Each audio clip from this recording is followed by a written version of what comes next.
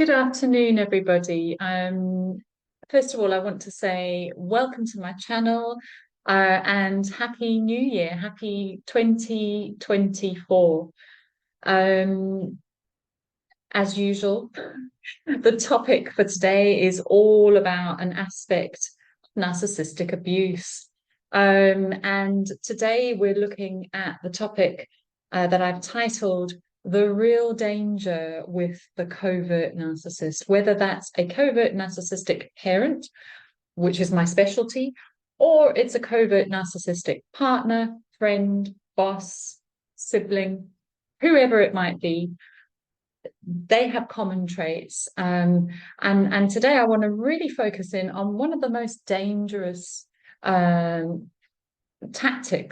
that the covert narcissistic personality uses. And it kind of goes a bit amiss in a lot of what's out there at the moment on YouTube and even in the literature, to be honest. So do leave your comments if this resonates with you.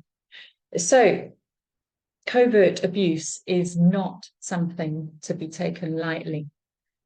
You may have been home with your family this Christmas or at New Year's, and you may have come away feeling, oh my goodness, what a traumatic time, or what a stressful time.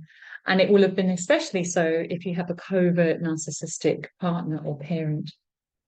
Now, covert abuse, I believe, is the worst kind of abuse or treatment by anybody, because ultimately it is aimed at your demise, your destruction.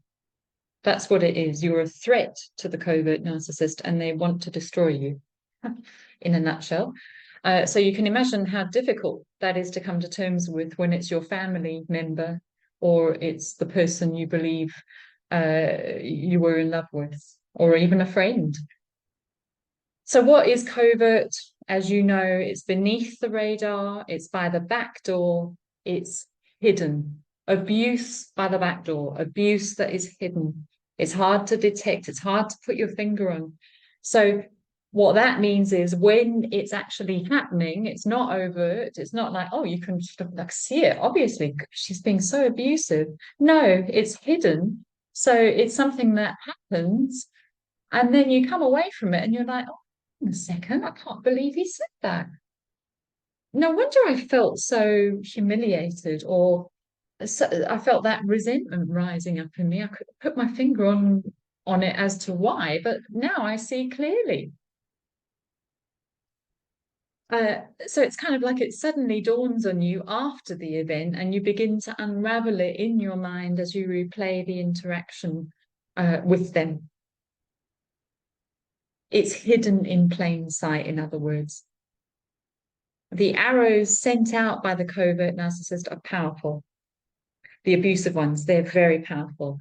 They're strategic, they're aimed to wound you. You can almost see their ears pricking up, trying to listen out for something that they can grasp hold of so that they can send an arrow about it later.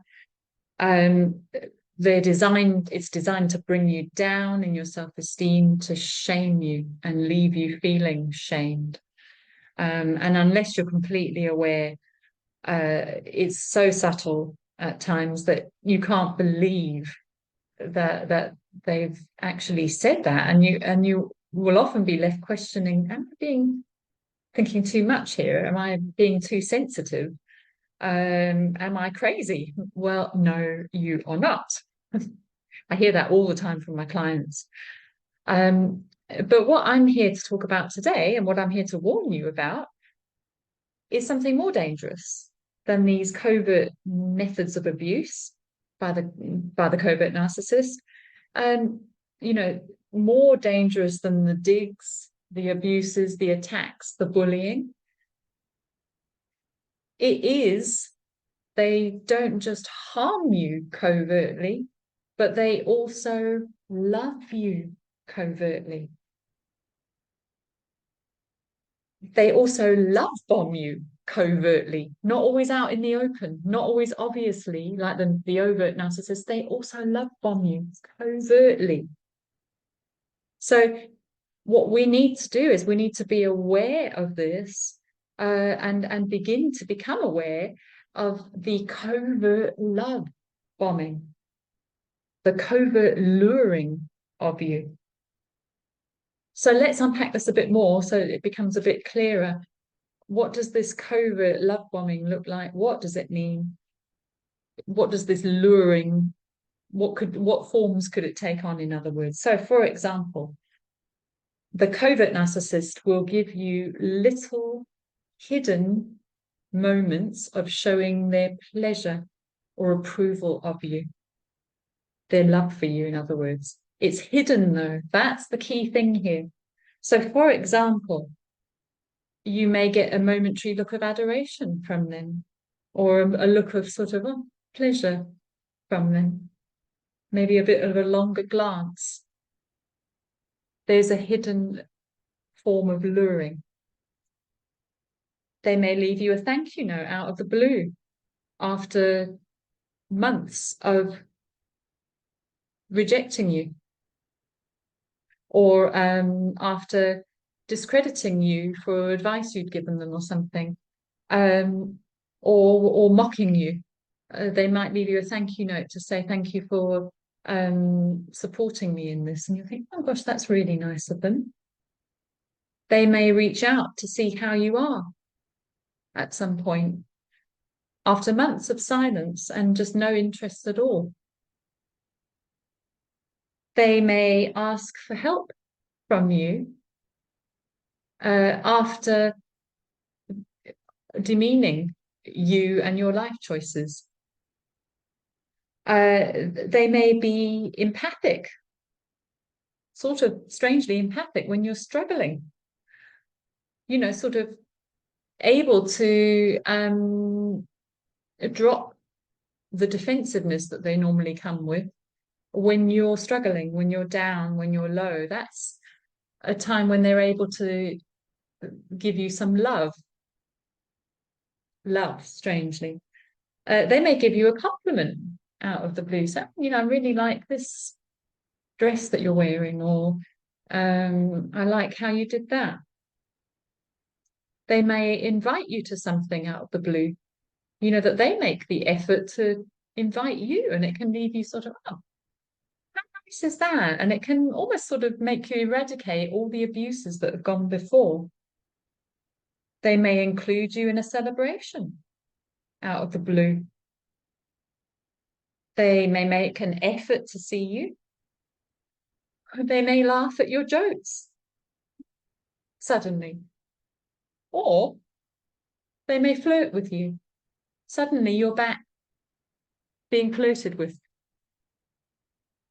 All of this is covert love bombing. And part of the healing that I have to help my clients with is detecting the covert love bombs that lure them back in to the abuses, because these little covert love bombs are designed to make you forget the abuse, so that then they can inflict more harm and more pain on you, to set you up, in other words. But we have to be highly alert then, the love bombs, so that we can be empowered over them and not be seduced back in. I hope this has been helpful. Please reach out if you would like to work with me.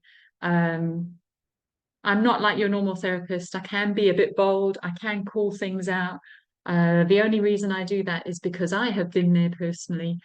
I've also worked professionally with so many clients now around the world that I do have some expertise in this. And it's my great pleasure to help people out of the parasitic, toxic, not, you can't even recall it a relationship, what can we say, experience of having had a narcissistic parent, and then usually narcissistic partners, friends, bosses, siblings thereafter. My website is www.delightinyou.com, and there you will find how to book in for a free consultation with me. Thank you, everybody. Let's make 2024 your year of greater freedom, and of following your true life purpose, which is not to center yourself around being fed on by narcissistic types. Thanks, everybody. See you again soon. Take care.